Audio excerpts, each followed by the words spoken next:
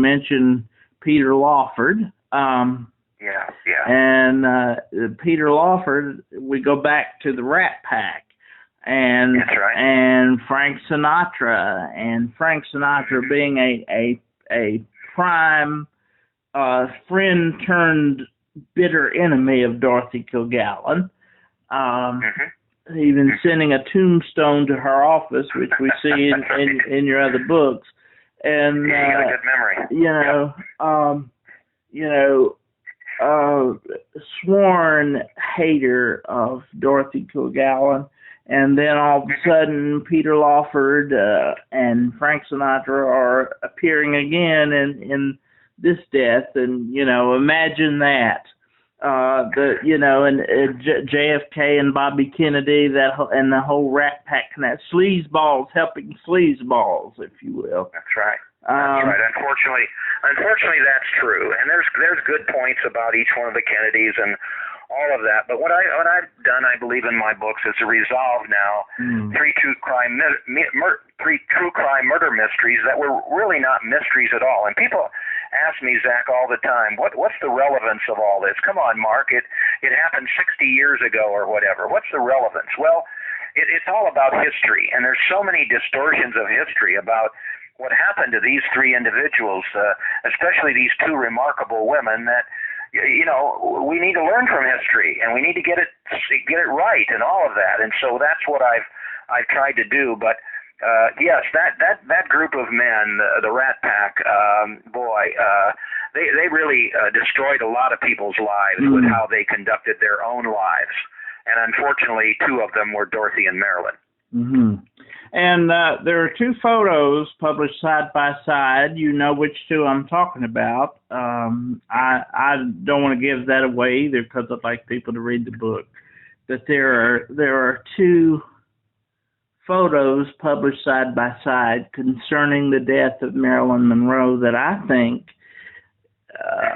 is very difficult to debunk, although I think you will have a group of people who want to debunk it simply because they want to debunk it, no matter what, for whatever they want to believe if they're convinced. But there are those particular photos that I think you cannot ignore because of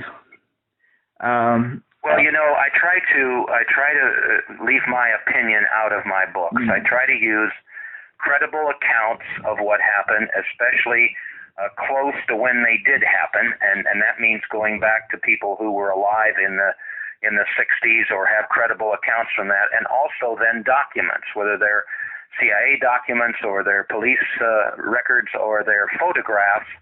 And I think the photographs that you're talking about are ones that implicate Bobby Kennedy having been at Marilyn Monroe's home, and there's really no question about that. The station wagon photos. That's right, exactly.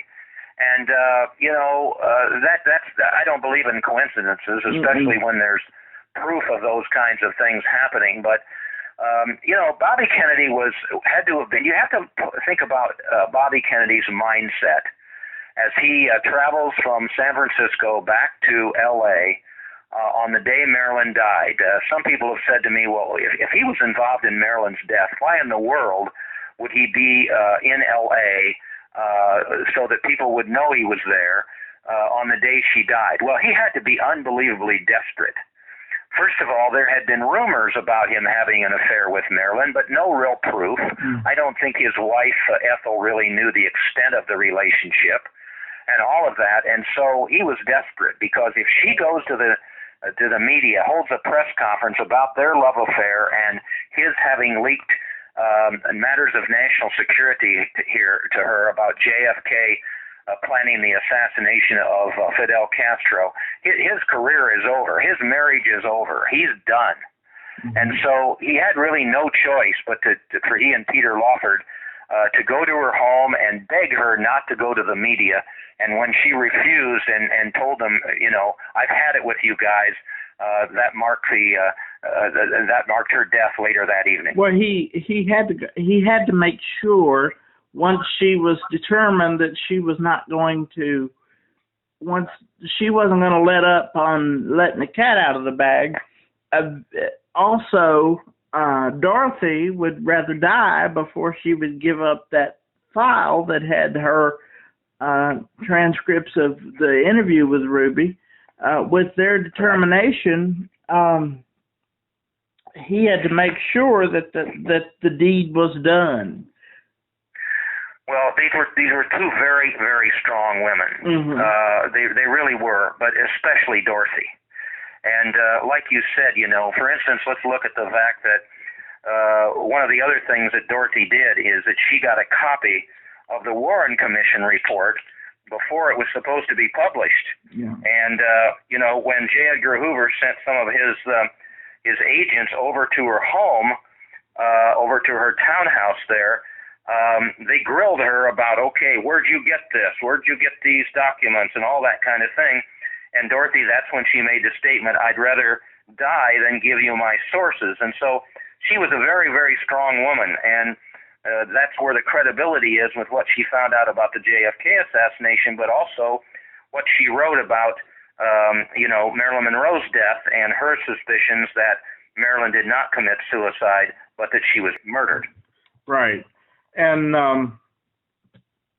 I believe that, I believe that Dorothy Kilgallen knew that her life was in danger when she said, I'd rather die, Well, remember, she told her hairdresser, if the wrong people knew about what I know about the JFK assassination, it would cost me my life. I'm afraid for my life and family, and I'm buying a gun. So she knew that she was in danger. Right. And unfortunately, though, like Marilyn a little bit, Marilyn should have never, made those comments, announced that she was going to go to the media. She should have just gone to the media, because that let the Kennedys know what she was going to do. With Dorothy, when she got back from New Orleans to New York, she told everybody who would listen, I'm going to crack the JFK assassination wide open. Right. And you can't do that when powerful men like Marcello and J. Edgar Hoover have to know that their complicity in the whole situation with JFK's death is going to be in a book. So unfortunately, both of the women put a target on their back. That's for sure. Yes, and I think being the smart women that they were, they knew that both of them knew that was a possibility for them. Well, Dorothy thought she was invincible, though. She was this huge celebrity and everything. People have asked me, she had the JFK assassination investigation file, and it disappeared when she died. Why didn't she make a copy of it? Well, you couldn't go down to Tinko's and make a copy of it at that time. Exactly. But also, she just felt like she was, invincible, that nobody could touch her, and unfortunately, she was wrong. And also, Marilyn had notes that disappeared when she died as well. Well, that's I don't get into that as much myself, because I've never been able to. They said she had a diary, for instance, and she had the notes and everything. I'm not so sure that has been, proven.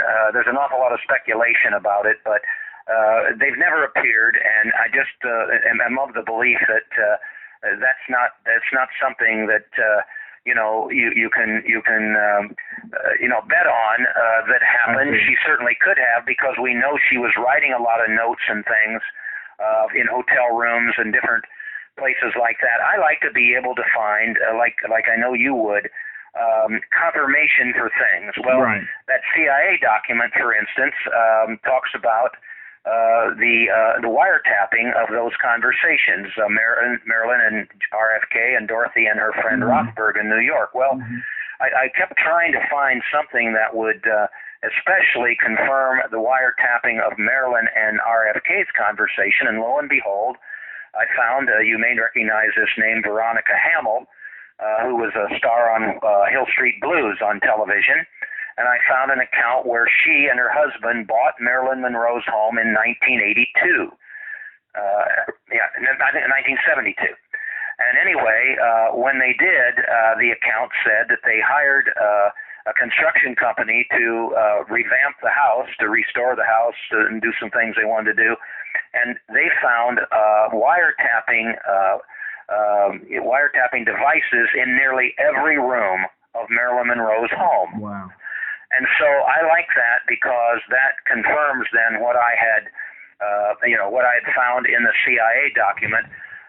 But as far as the notes and everything go, I just haven't been able to prove that to where I want to, tell readers, show readers that actually happened. But it could have happened, of course. Well, I will tell you this, that Marilyn Monroe, to me, being born, 23 years after she died, is this caricature, of Hollywood, this image, this almost like a cartoon character, if you will, this image of Hollywood beauty that nobody knows anything about. Through reading your book and reading her own personal words through various accounts that you've combed through, I've learned more about Marilyn Monroe the person than I ever knew. So I think it's very interesting to find out all these things. And then I think it's very interesting that these two women, Dorothy Kilgallen and Marilyn Monroe, were friends on one level and enemies on another level. They like to pick at each other. They did, yes. Yeah, their relationship sort of goes back and forth, between being friends and enemies. But there was this almost inevitable power struggle between the two of them because in some ways they again, I have such respect for them because back then, there was gender discrimination. I mean, Dorothy was a college dropout who, just worked her way up to being a reporter for the New York Journal American and What's My Line and all the things that she was able to achieve. I mean, her career makes those of someone like Oprah or Diane Sawyer or those kinds of people pale in comparison because I agree. She was just the biggest celebrity at that particular time at all. And with Marilyn, it took a long time before she could get the respect that she wanted as an actress. And she made some films that, unfortunately she had to make because it was a curse and a blessing that she was so beautiful and so sexy and every man in the world wanted to be with Marilyn Monroe, and so it took her a long time to be able to, to go ahead. There is a film. What's the name of it? I can't think of it. With George Sanders, where she plays a secretary in a serious role that I really enjoy. And so there are ones like that. She kept trying to overcome that sex pot image, and that had to be very, very difficult for her, and it's so tragic that just before she died, she had gotten to a point where she really felt good about herself as an actress, and the industry also was giving her credit for all of the work that she had put in to become a respected actress. Well, I want to ask you this, and this is way off subject. This has nothing to do with the vein of what you're talking about, but there are two. The reason that I know who Dorothy Kilgallen is, that I'm fascinated with that period of time, is because of my love for Lucille Ball. And you told me a while back about your experiences in working with Lucy on Christmas in Beverly Hills. But you have two pictures of Lucy in this book. One with Marilyn Monroe, where she's at a party, I think at Ciro's, where Desi Arnaz played, him and his band played in the 50s. Right. And then you have a picture of Lucy advertising her backgammon tournament. So can you talk a little bit about how you acquired those? Well, it's interesting because you're right. At one point, I lived in Hollywood land, and I created a television program that looked into and researched the stories of Christmas, where they came from. And that was the subject of my 700th column, by the way. Thank you very much for that. Yeah, and so I went ahead and was able to meet James Stewart and become a friend of his, and it was called Beverly Hills Christmas with James Stewart, and Lucille Ball was one of the people who agreed to be in the program, and I will tell you, it was like being in heaven when Lucille Ball and James Stewart read the story of Christmas. So I'd always been interested in Lucille Ball. And so I wanted to see, I was trying to find, I like to be able to let the reader see that one of my subjects is, has a friendship with, somebody that they respect. And I think everybody at the time respected Lucille Ball. And that's how I found that, doing some digging in the archives and things, I found that photograph of Marilyn and Lucille Ball. The other one was a happenstance because there was a great deal of evidence that I was able to find by 2 or 3 individuals dealing with the fact that Marilyn Monroe had been killed. She did not commit did not overdose on drugs. And there was a backgammon club in Los Angeles, and a acquaintance of mine got in touch with me and told me that he had actually been there when one of the members of the mafia was sitting across the table from him, and that particular person, I think his first name was Joe or something, but anyway, told my friend that when he asked about Marilyn Monroe's death, said, well, there's just no question that she was murdered and Bobby Kennedy was involved and everything else like that. Mm. And so I wanted to show that it was a very popular backgammon club there that everybody would have attended. And so I found that photograph of Dear Lucille kind of promoting the backgammon game and all of that. And so I was just pleased that I could include Lucille Ball in the book and have people see, she was a remarkable woman. I think I told you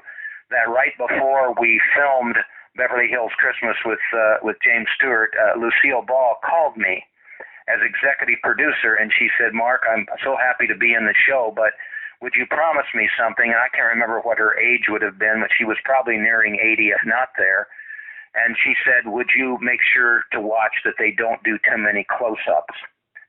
And I wanted to say, Lucille, or Miss Ball, I wouldn't have called her Lucille, you're as beautiful now as you were then, and all of that, but I made that promise to me, and if you watch that program, they were very careful not to do close-ups. She was just a wonderful woman and a very close friend of James Stewart as well. Right, and they were next-door neighbors, I believe. And that's correct. And you've mentioned that you got to be friends with James Stewart, and that's one of the great blessings of your life is being friends with that ridiculously talented man. I've got a birthday card over here signed by him, and I will never lose that, I promise you. For sure. But it made me happy to see Lucy there. Would you say that Lucy and Marilyn were friendly? Well, I only can go by that particular photograph. I think they would have been friends, because they both were strong women. They were both ones who had overcome a lot of gender discrimination and otherwise that way. One of the things that I was so happy I could do, too, I think you know about the fact that I've been honored by my alma mater, Purdue University, by archiving my body of work. And so all of that material that is in Collateral Damage will be available for researchers and the public at the university. And the other thing I think you know about is that a true blessing has occurred because I've been trying to, get thorough investigations of both Marilyn Monroe and Dorothy Kilgallen's death for a long time, longer for Dorothy's, of course, and thus far I haven't been successful with that, but I think you know that in late October there was the announcement that Oscar-nominated actor-producer Mark Wahlberg's production company in Hollywood optioned the rights for a documentary based on Collateral Damage. And that means a lot to me because when that documentary is aired, which I believe will be in the fall, it will, really expose the injustices done to both women. And I'm hoping that will trigger these thorough investigations that hopefully, can occur because of the powerful nature of the documentary. If people want to know more about the documentary, they can go into Google and just put Mark Wahlberg's name and mine in there, and they'll find out about what's happening. Well, I did not know about that. I knew that you were working with television/movie production about The Reporter Who Knew Too Much, but I did not know that that had actually materialized that far. So that is wonderful to know that. I did know that you were being honored by your alma mater, and congratulations on that well-deserved honor. Thank you. I know the only thing that I know of, being the entertainment buff that I am, is that the highest honor you can receive as an entertainer is the Kennedy Center Honors. And if there was such a thing for writers, you, my friend, deserve that top honor. So well, that's very nice of you. You know, it's interesting because when I talk about all of this, Zach, people need to know, and I hope it's inspiring in some ways. I'm the complete overachiever. Mm-hmm. It took me 6 years to get through Purdue University. I was a terrible student in law school. Mm. I've had so many ups and downs in my life. And so, you know, I hope that people will look at my body of work as being inspiring, because I've always, you know, believed in being positive. If you get rejected, I remember when I wrote my first book about the Mike Tyson trial, there was a review that said Mark Shaw's book on Tyson worthless, and so I've gone through rejection. I've gone through, you know, times when I wanted to give up. I've done all of that. But if you believe in yourself and you believe that you're doing things that make a difference, and in my case, trying to contribute to history and things like that, you know, I hope people will never give up, because you can make a difference in the world despite your having, as I believe, really average intelligence. You just have to work harder than everybody else, and you have to go forward. I mean, look at you, Zach, in your situation. I mean, you're continuing all the time to try to make a difference in the world, and that's one of the real reasons why I respect you so much. Well, you don't know what that means to me, because I started this job 17 years ago making $12 a week. I'm still making $12 a week, but I'm sitting here talking to and then spend an hour with a national best-selling author, and that means a great deal to me. I want a question for you. Was it $12 before or after taxes? No, I don't even make I don't even make enough that I have to pull it out. So there you go. I understand. You know. Well, you're a good man, that's for sure. Well, thank you, and I feel the same way about you. And thank you for taking all the time that you have taken. I have enjoyed every moment of it, as always. And I just I've enjoyed all of your work, and speaking of perseverance, you have tried to get an open investigation for Dorothy Kilgallen and been shut down repeatedly. Tried to reach the family, and I believe in your book you spoke to a Carolyn Audelet, who is a friend of Kilgallen's cousin, and she said, the children won't speak to you, but by the way, they're glad that you found that you're opening up the investigation, but we're not going to help you any. I thought that that's just difficult to understand. Yeah. You know, and yet, you know, that's up to them, whatever they want to do. I've been told that they're very pleased with the fact that I've, you know, been able to bring their mother back to prominence and all of this kind of thing. But for whatever reason, they've decided to stay in the background, and I respect that. Well, yeah, they're not going to help you. But thank you for what you're doing anyway. That's very ironic to me.